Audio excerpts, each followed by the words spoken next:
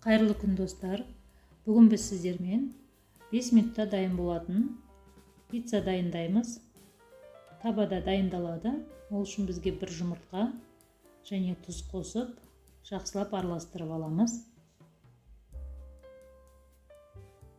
Қара бұрыш қосамыз кішкене. Ашытудың қажеті жоқ. Айран қосамыз. Айран жылы болу керек. Айранды қосып, жақсылап араластырып,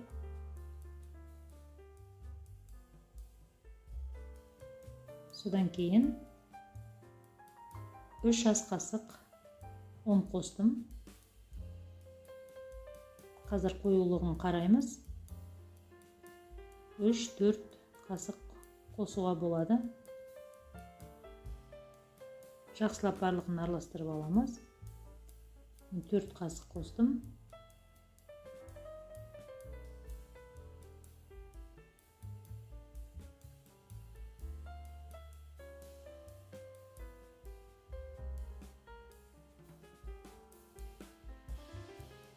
Осындай қоюлықта болады. Қою сметана тәрізді. Және 1 шай қасық ас содасын қосамыз.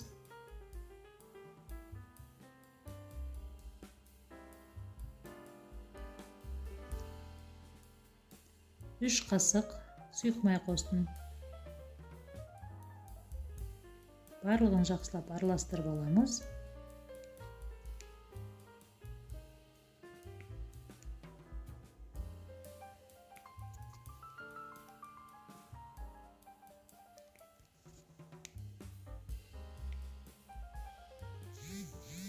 Содан кейін қызып тұрған табада осылай барлығын жайып аламыз, салып тегістеп шығамыз. Орташа отта бетін жауып, асты піскенше пісіреміз.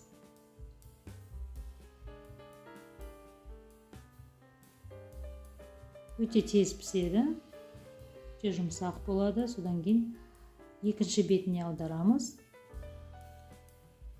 Салмасын саламыз.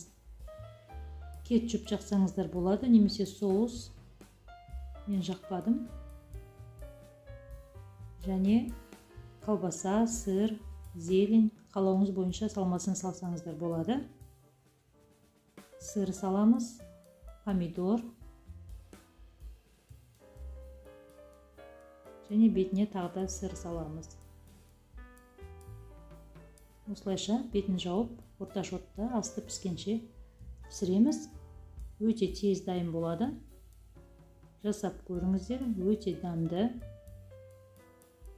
Балаларға да жақсы ұнайды. Не осындай болып пісіп шығады және өте жұмсақ болады.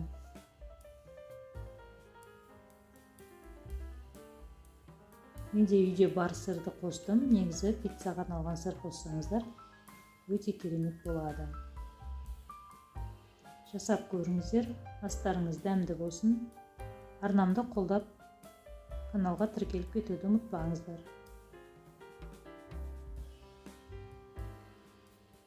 Қамыры өте жұмсақ, дәмді болады.